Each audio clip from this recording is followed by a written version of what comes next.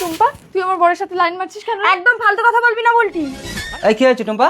তোমার বউকে সাবধান করে দাও, কিন্তু আমার বরের মাথাটা খাচ্ছে। মিথ্যে কথা একদম বিশ্বাস করবে না।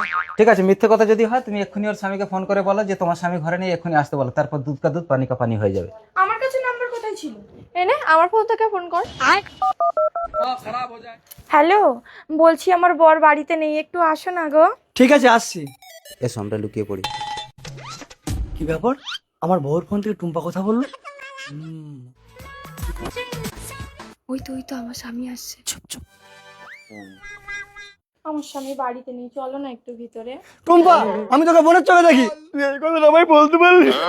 আমি তোমাকে ভুল বুঝেছিলাম, তোমাকে নিয়ে আমার আর কোনো সন্দেহ নেই, তোমরা দুই ভাই বোন গল্প করো। আমিও তোমাকে নিয়ে অনেক কথা বলেছি টুম্পা, তোমরা দুইজন গল্প করো, আমি আসি।